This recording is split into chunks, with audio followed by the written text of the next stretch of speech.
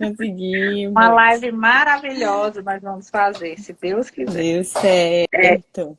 Deus sim. Boa noite a todos. Obrigada às pessoas que já estão aqui com a gente. Quero pedir desculpa a quem já estava lá com a gente, teve que sair, né? Mas são coisas que acontecem. Então vamos lá. Eu já estava com saudade de fazer live, a gente tinha marcado várias seguidas, mas agora vamos retornar em grande estilo, né, para falar de um assunto super importante, que é o assunto da prevenção ao diabetes. Nós estamos no mês, né, da campanha, né, doutora? Que fala Exatamente, Novembro justamente Azul. Novembro Azul, não é só de próstata, né, nem do... É, A gente precisa falar também do diabetes. E nada melhor do que convidar uma médica especialista, endocrinologista, para falar desse assunto. Doutora Lívia, seja bem-vinda. Vou obrigada. passar. Nada, querida. Vou passar a palavra para ti. Quero que você se apresente, fale um pouco da sua profissão, da sua especialidade. Nem todo mundo que está aqui te conhece. E eu gostaria muito que esse papo fosse super leve, descontraído, com um caráter muito assim, mais para informar, para esclarecer, e vai ser top. Com certeza. Boa noite, Boa Mazé. Muito obrigada noite. pelo convite, por me convidar para falar desse tema que eu amo, que eu sou apaixonada, lido com isso todo dia, de manhã, de tarde, de noite. Imagina. E me apresentando um pouquinho, eu sou a Lívia, eu sou médica endocrinologista, sou formada na Faculdade Cristos, fiz residência de clínica médica no Hospital Geral de Fortaleza e fiz residência de endocrinologia e metabologia na Faculdade de Medicina da USP.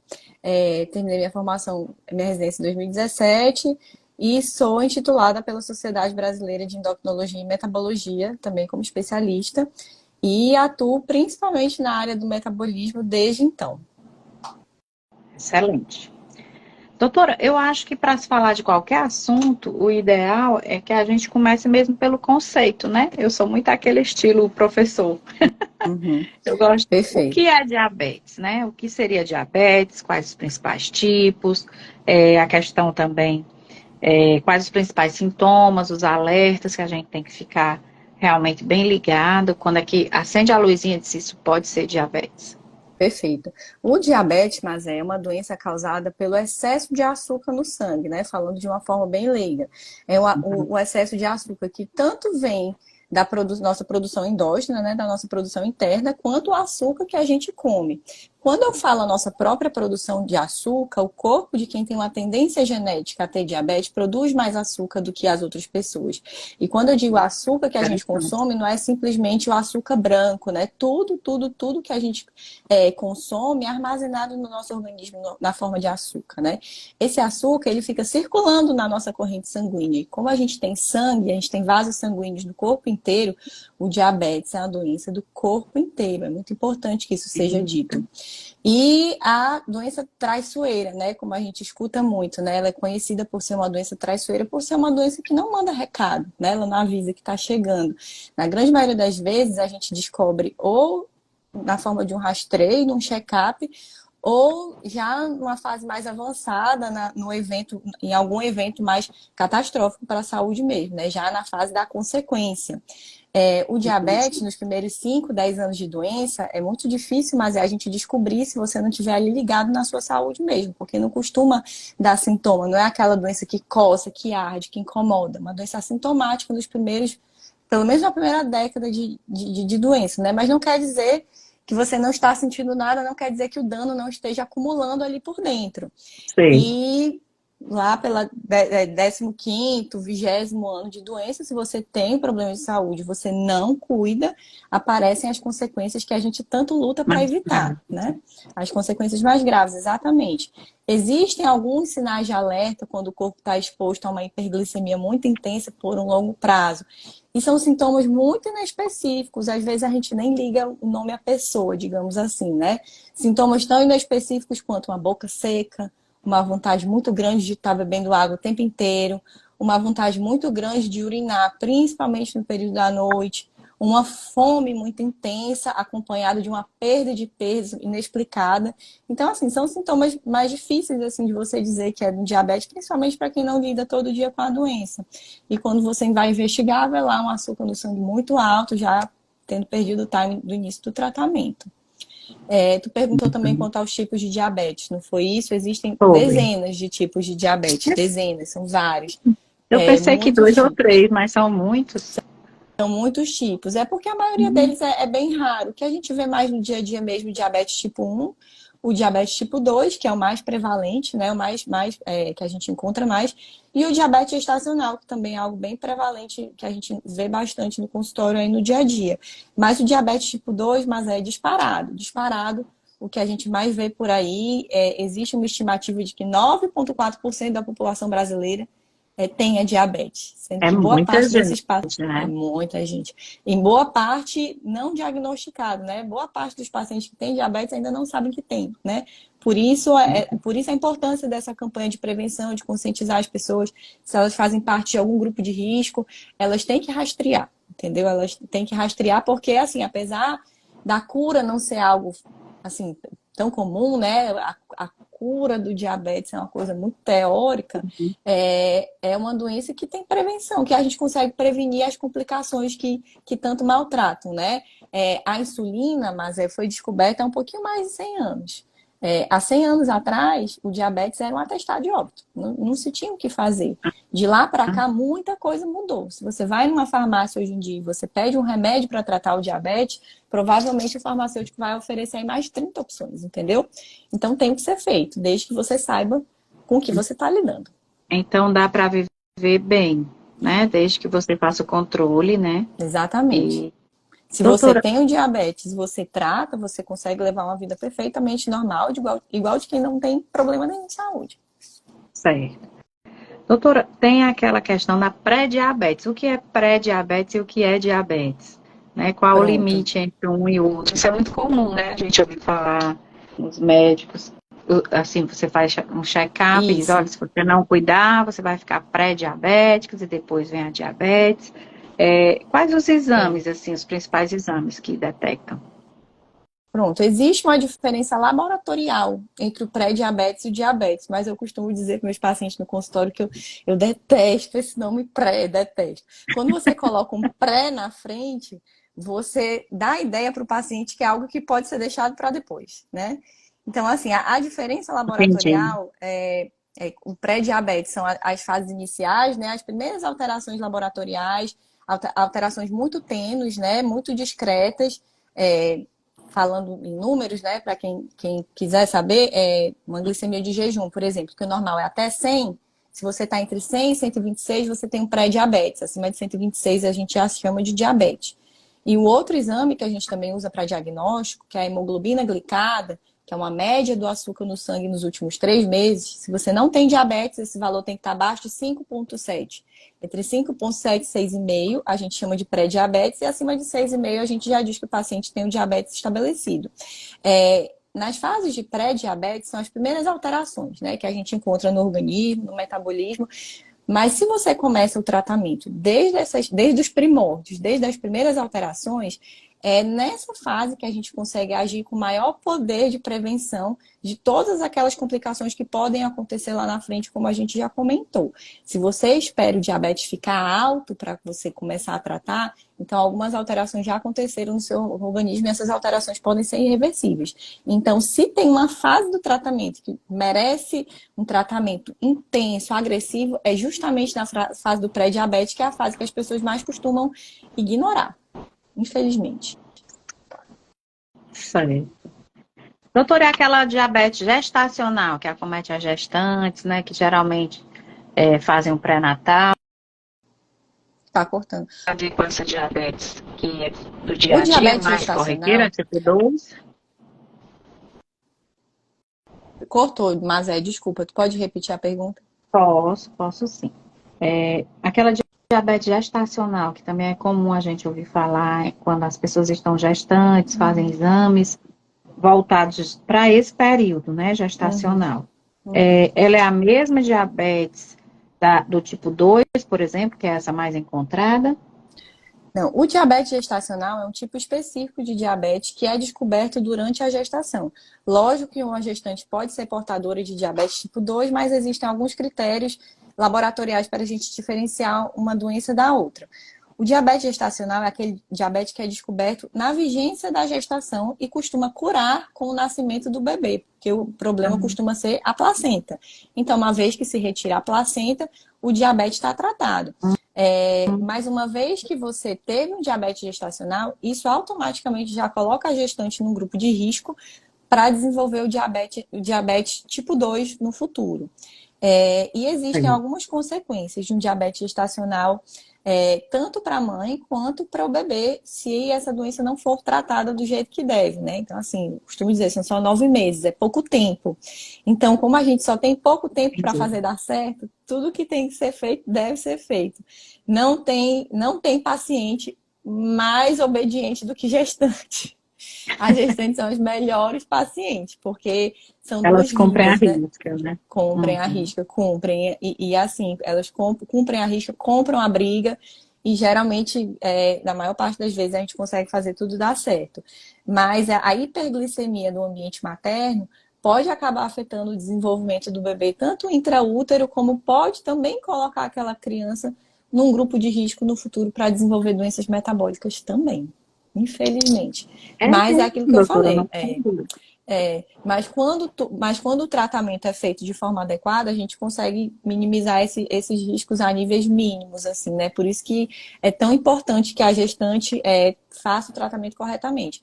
É preconizado hoje no pré-natal, desde a primeira consulta, o rastreio, né, de diabetes. Em todos os exames deve ser solicitado a glicemia e existe um período da gestação entre a 24ª e a 28ª semana em que a gente pede, tu tem 2 filhos, né, que eu vi, deve ter feito esse exame. A curva glicêmica, né, que é aquele exame, quem já fez sabe, você toma Ah, aquela garrafinha assim, exato. bem doce, e você tem que ficar ali 2 horas no laboratório colhendo a glicemia no tempo zero, 1 hora e 2 horas para poder fazer a análise dos resultados. Então, assim, é obrigatório, faz parte, o Ministério da Saúde recomenda, a OMS também recomenda, tudo no intuito da gente prevenir ou diagnosticar de forma mais precoce possível, né? Para a gente poder fazer o tratamento adequado. O médico ideal para tratar, o especialista realmente ideal para tratar a diabetes seria, no caso, a sua especialidade, que é o endócrino, né, doutora? Isso. O diabetes é uma doença do metabolismo, é uma doença que é tratada primariamente pelo endocrinologista, mas por ser uma doença extremamente prevalente, mas ela permeia o consultório de praticamente todas as especialidades, porque como eu falei, o Todos diabetes é uma os doença do corpo clínicos, inteiro. né? É uma doença do Uhum. corpo inteiro. Então, o diabético, ele pode chegar no consultório do cardiologista, ele pode chegar no consultório do nefrologista, do reumatologista, do dermatologista, de praticamente todas as especialidades, né? Porque Isso. qualquer parte do nosso corpo, em algum grau, pode sofrer pela hiperglicemia crônica, sabe? Então, é importante que essas campanhas de conscientização, como o Novembro Azul, para conscientizar tanto o paciente, mas também a população médica e os outros profissionais da saúde que recebem esses pacientes, o nutricionista, por exemplo, né? De que o rastreio deve ser feito, né? E a gente tentar reconhecer a doença na sua forma mais precoce possível. Doutora Lívia, falando assim, geralmente começa com o exame de sangue, né? Quem vai fazer um check-up, ou então quem é gestante, ou seja, normalmente o exame correto é o exame de sangue. Depois que Isso, o exame de sangue tem aquela alteração, o ideal seria procurar o especialista na doença, né? exatamente. Né? Isso, isso. Hoje, assim, como você disse, as pessoas vivem muito bem com diabetes, desde que seja descoberto logo, não seja já numa fase em que afete a visão ou os membros, né? Porque a gente às vezes escuta falar realmente de casos mais graves, onde a pessoa perde a visão, precisa fazer até injetáveis, né? Eu já acompanhei alguns casos. Uhum, Ou então perde membros, né? Principalmente a parte inferior, né? Muito uhum, comum, né? Nos pés. Então, assim, uhum. é uma doença que todo mundo já ouviu falar, né? Ela acaba se tornando comum, assim, bem como a pressão alta, né? Eu sou Uhum. do interior e eu conheço inúmeras pessoas que, eu tenho diabetes e pressão alta. E são doenças que realmente, se não tratadas, elas trazem consequências muito trágicas, né? E, inclusive, pode levar até a morte, né, doutora? Exatamente. O diabetes, ele tem complicações micro e macrovasculares, como a gente divide dentro da especialidade, né? As complicações microvasculares são as mais difíceis da gente prevenir, na verdade, né? No paciente com hiperglicemia, excesso de açúcar no sangue crônico. Essas complicações são a retinopatia, a nefropatia e a neuropatia, que é a doença dos nervos, né? Dos pés, principalmente, que é o que leva à amputação. É importante a conscientização também, deve fazer parte da consulta do especialista o exame dos pés do paciente, né? Nós médicos temos a obrigação de examinar os pés do paciente no mínimo, uma vez por ano. E o paciente tem obrigação de olhar para os seus pés diariamente, Todos diariamente. os dias, né, É, doutora? exatamente. Com o passar do tempo, mesmo com o diabetes bem controlado, o dano cumulativo ali do diabetes pode acabar diminuindo a sensibilidade dos pés. E às vezes, mesmo com o diabetes bem controlado, a pessoa perde a sensibilidade, aparece uma feridinha que ela nem viu, e quando vai ver já está uma coisa grande, mais difícil de tratar.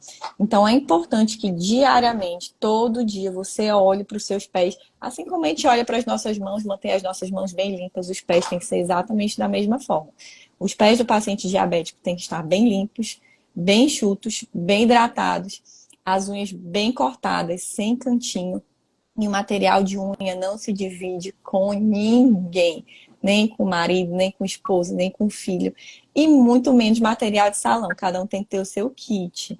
O diabético, até bater na madeira aqui para falar a besteira que eu vou falar. O diabético morre pelo pé, mas e a prevenção é uma coisa extremamente simples, simples, simples. Qualquer pessoa tem uma toalha de rosto em casa para enxugar ali entre os dedos. Qualquer um pode ter uma lixinha, uma tesourinha ali, um creme hidratante para passar nos pés. Então, isso é um cuidado que a pessoa deve ter, tanto a equipe médica quanto o próprio paciente. Um outro rastreio que a gente Interessante. faz, um outro rastreio que a gente faz de forma anual também é o exame de fundo de olho para avaliar a retina, que também é uma vasculatura muito fina, muito sensível ao excesso de açúcar, né, circulante. Então, uma vez por ano, o fundo de olho do paciente deve ser avaliado por um oftalmologista para avaliar se está tudo bem, porque também é uma alteração meio traiçoeira, assim, não é uma coisa que você vai perdendo a visão, é uma coisa que você tá bem, de repente descolou a retina, tem que correr para tratar, entendeu? Então Entendi. também é uma das estratégias de prevenção. E o rim são exames de sangue, exames de urina que a gente também pede a depender da demanda de cada paciente para avaliar as complicações. É importante frisar também, mas é que o tratamento do diabetes mudou muito, vem evoluindo muito com o passar do tempo. Há poucos anos Interessante. atrás, o objetivo do tratamento do diabetes era simplesmente diminuir a glicose no sangue, melhorar o exame, ver uma hemoglobina glicada legal ali no Uhum. exame de laboratório e vida que segue. Hoje em dia, existem medicações mais modernas que visam não só o controle da glicose, mas também agem na prevenção dessas complicações que a gente acabou de comentar. Tem algumas medicações que, inclusive reduzem a incidência de infarto, de AVC, de insuficiência cardíaca. E essa parte boa. A parte ruim é que isso só está disponível para um público muito específico, porque são medicações caras e não fazem parte da lista de medicações que o SUS fornece, entendeu? Então, isso é uma briga diária, isso é uma briga muito grande que estamos aí aguardando cenas para os próximos capítulos. Para poder incluir essas medicações para mais pessoas, né, doutora? Exatamente, aumentar o alcance, porque são medicações que fazem muita diferença, sabe? No final. Sim, sim. Doutora, eu sei que, por exemplo, aqui em Fortaleza, na capital do estado, existe o Centro de Diabetes e Hipertensão, né? Eu acho que só Uhum, existe um centro de diabetes e hipertensão no estado todo. E se eu estiver uhum, errada, você me corrija. Mas é uma doença, como eu acabei de dizer, ela é muito prevalente, né? Ela é muito uhum. fácil de você encontrar alguém que é acometido e ela traz consequências muito graves. E, e a gente não vê assim o SUS tão bem preparado para lidar com ela, né? Vamos Uhum. assim dizer. Você atende pelo SUS também? Não, não Hoje atendo. não, né? Hoje não, já atendi, mas hoje não. O diabetes, mas é uma doença muito cara. É uma doença muito cara. Porque o que acontece? É uma doença que acomete principalmente mulheres ali na quinta, sexta década de vida e homens já um pouquinho mais cedo, quarta, quinta década de vida. Dentre as doenças crônicas que a gente conhece, é a que faz o paciente perder mais anos de vida útil de saúde, entendeu? É uma doença crônica, na maioria das vezes sem cura, e que vai acometer o paciente até o último dia da vida dele, né? E geralmente E o é uma caminho doença realmente é a prevenção, né? é Para não uma doença adoecer. Porque a é, cura é mais é, difícil, né? Para reverter, né? exatamente. É uma doença que incapacita, é uma doença que aposenta pessoas, é uma doença que gera encargos muito grandes para o Estado, entendeu? Quando você vai tratar a sequela, né? Então, ao invés da gente estar tratando lá na ponta a prevenção, o que acontece é que a gente atende pacientes com AVC, que vão ficar incapacitados, vão ficar de cama, que vão depender de um serviço de home care, que vão ficar dentro de um hospital por meses e meses e meses a fio. Um paciente que vai infartar, que vai precisar de um insistente, que vai precisar de uma cirurgia de revascularização. Um paciente amputado, que vai ficar aposentado, vai ficar recebendo auxílio. Então, é uma doença que tem custos, não, fora os custos emocionais, né? Fora o custo pessoal. Eu estou falando agora de custos para o Estado. Então é difícil da gente entender o porquê que essas medicações que de fato modificam a história natural da doença não fazem parte, entendeu? Inclusive, quando tu falou do centro de diabetes, hipertensão e diabetes, é muito complicado do centro dar conta de todo mundo, né? É 9,4% da população. Não sei se tu já viu ali o tamanho do centro de diabetes. É um centro ótimo, de excelência, conheço as profissionais que trabalham lá, profissionais de ponta, equipe excelente, conta com Tem os nutricionistas, equipamentos, né? exatamente, mas é para um Questão público da muito restrito. retina, né? Análise, claro. Mas é para um público muito restrito, não dá nem para começo, Para o entendeu? Alô, tô aqui. tá certo. É um público muito restrito, né, É doutora? um público restrito, não dá conta, entendeu? Não dá conta. E as medicações também são restritas, né? São medicações que precisam se atualizar, né? Precisam ser renovadas, né? As medicações fornecidas pelo SUS, atualmente para controle do diabetes, não são muito parecidas com as que a gente tem usado no consultório particular, não. Não, né? Imagina. Doutora, É. como a gente falou na questão do pé diabético e tal, assim, a gente escuta muito falar também sobre a questão da cicatrização. Por que que ela é mais lenta em quem tem diabetes e em relação a quem não tem? O diabetes é uma doença inflamatória, mas ele prejudica o organismo em todas as suas fases, entendeu? E a hiperglicemia, ela atrapalha o funcionamento dos fatores de coagulação no sangue. Então, quando o diabetes está bem controlado, isso não é um problema que costuma existir, né? Mas um diabetes mal controlado, ele de fato atrapalha assim, a cicatrização. Por isso que, às vezes, a gente recebe um paciente no consultório que vai fazer uma cirurgia eletiva, para perguntar se a gente libera ou não, né? Então, o diabetes mal controlado, ele deve evitar de fazer cirurgias eletivas porque realmente vai ficar prejudicado. A gente só libera quando o diabetes realmente está sob controle. Então, isso não é um mito. A Isso acontece de cicatrização fato. não, né? Ela fica Acontece prejudicada realmente, mesmo. né? Fica sim. Então, assim, doutora, são inúmeras e inúmeras perguntas, né? Mas quais as mais comuns, assim, que você encontra no consultório que eu ainda não fiz? Ou então, assim, alguns mitos, né, relacionados à doença que realmente não existe.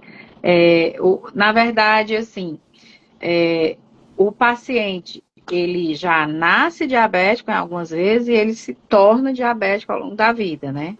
Então, assim, tem como a gente realmente, qual o principal fator que a gente não pode esquecer para quem não quer desenvolver, no caso, a diabetes? Tá. Primeiro eu vou falar de um mito que eu escuto demais no consultório. Eu acho que é o principal de todos. Doutor, eu já tirei todos os carboidratos, já cortei tudo e a minha glicemia não baixa. Isso é um mito, né? A necessidade de carboidrato de um paciente que tem diabetes é exatamente a mesma necessidade de carboidrato de um paciente que não tem diabetes. O que a gente precisa fazer é selecionar melhor qual carboidrato você está ingerindo. Porque se você não vai ingerir carboidrato, automaticamente você vai substituir por alguma outra coisa que vai ficar em excesso. E como eu falei no começo da live, tudo que a gente consome acaba sendo armazenado na forma de açúcar dentro da gente. Então não adianta trocar 6 por meia dúzia, né? Então, cortar Se engana, carboidrato Cortar carboidrato não vai fazer você deixar de ser diabético.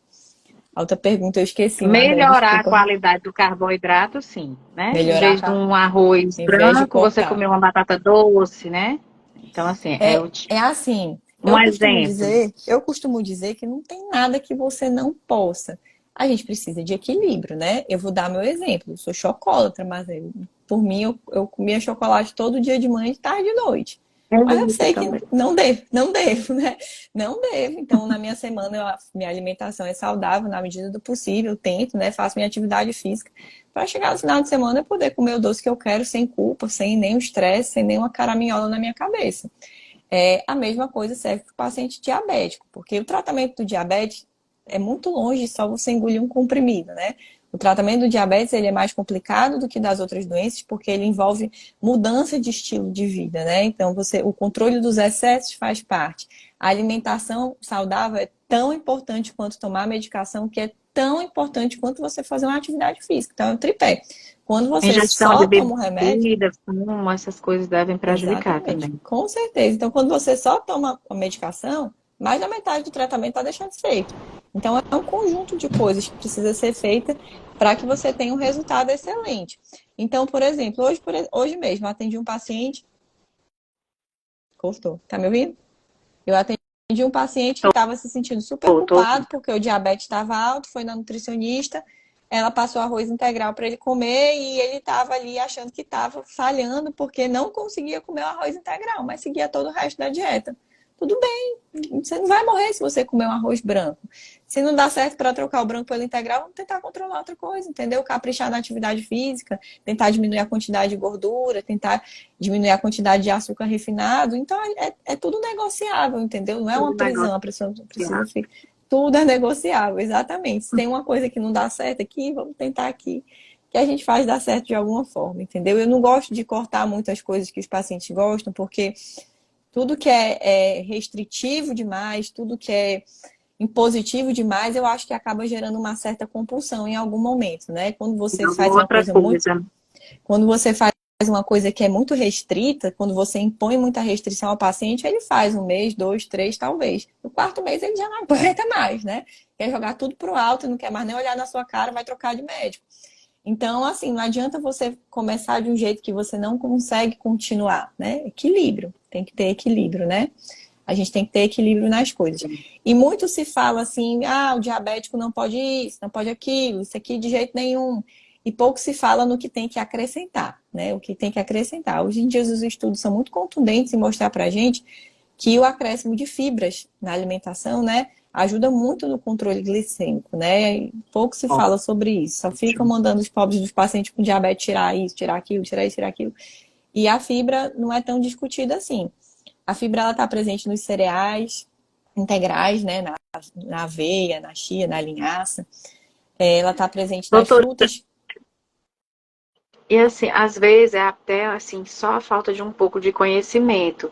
Eu lembro que há 15 anos atrás, fugindo um pouco até do assunto, não era diabetes, mas era uma intolerância à lactose, eu tive um Uhum, filho com esse problema. E uhum, naquela época eu passava horas e horas olhando rótulo em supermercado para ver se eu encontrava alguma coisa que o meu filho pudesse comer. Né? uhum. Tinha alergia a leite, soja, trigo, algumas eram mais de. Não era só lactose.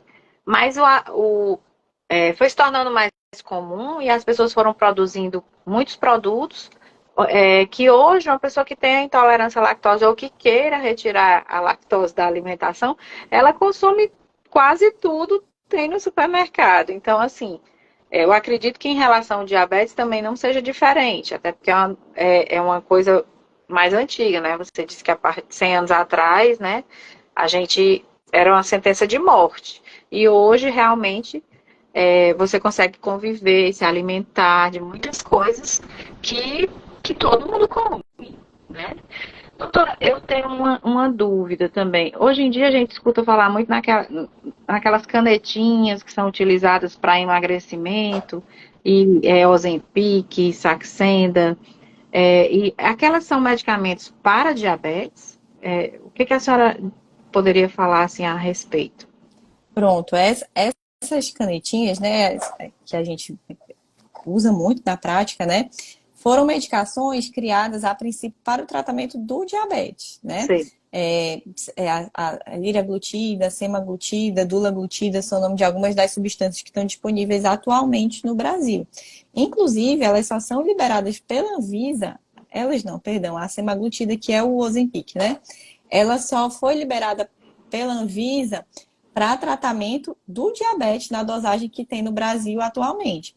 Ela já foi liberada para tratamento de obesidade, mas na dose para tratamento de obesidade ainda não está sendo comercializada, né? Ela já foi autorizada, que vai chegar com o nome de Wegovy, mas ela ainda não está sendo comercializada. A perspectiva é para o ano que vem, né?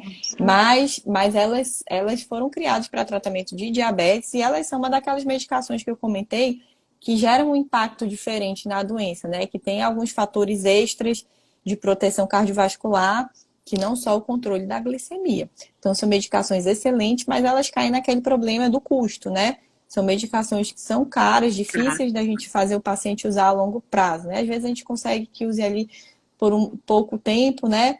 Mas a longo prazo fica pesado para o orçamento de qualquer família. Sim. Mas Doutora, são medicações excelentes, eu sim, com agradeço. certeza. Eu vou ver aqui se tem alguma pergunta, né, pra gente. Sobre... Não, a Lúcia, ela falou que era pré-diabética e tomava o remédio Xigdu. Xigdu. Não conheço. Sim. Esse é um medicamento utilizado para quem é pré-diabética, no caso. O Xigdu é uma associação de duas substâncias dentro de uma mesma cápsula. É uma medicação, é uma substância chamada dapaglifosina com a metformina. É uma combinação de duas substâncias. Geralmente a gente já usa duas substâncias quando o paciente já tem o diagnóstico de diabetes mesmo. Mas pode sim ser usado para um paciente com pré-diabetes, não tem problema algum, uma medicação excelente. Então, doutora, assim, fechando o assunto, pelo que eu entendi, a prevenção à diabetes, ela passa por uma questão alimentar, por uma questão de mudança de hábito, por uma questão de atividade física, né? Em Exatamente. torno... Que tipo de atividade física? Qualquer tipo de atividade física, mas uma caminhada, uma bicicleta, uma musculação. A melhor atividade Assim, física, mas é aquela que ninguém tem que colocar uma arma na sua cabeça para você sair de casa, né? É aquela que você aquela faz que você porque gosta.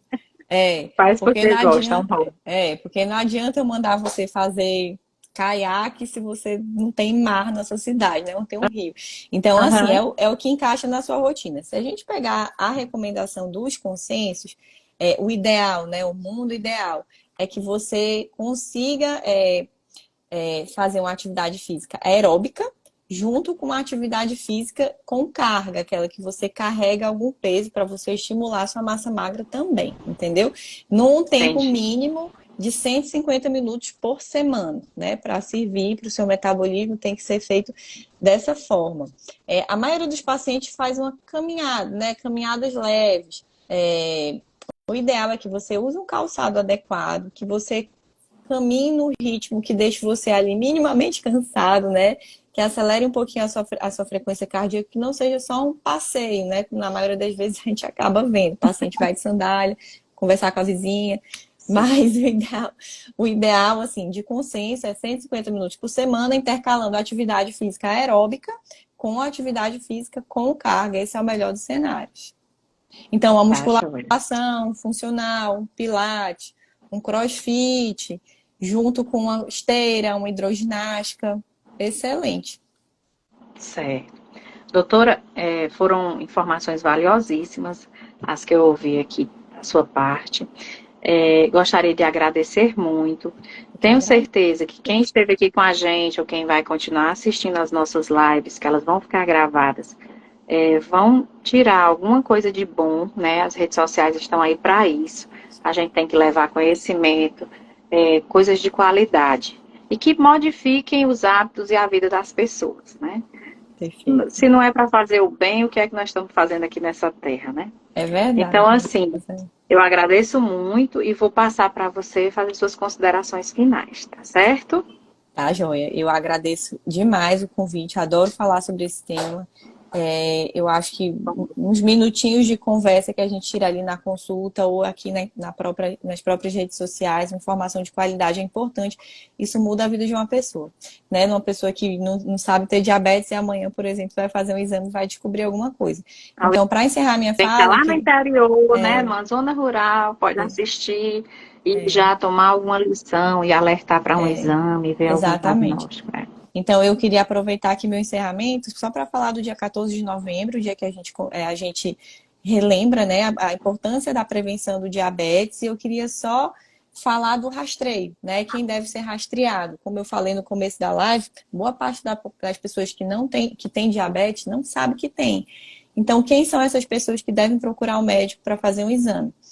Toda e qualquer pessoa acima de 45 anos deve ser rastreada por diabetes acima dos 45 anos, mesmo que você não tenha nenhum sintoma, tá certo? Com que frequência? Pelo menos uma vez a cada 3 anos, se tiver tudo bem.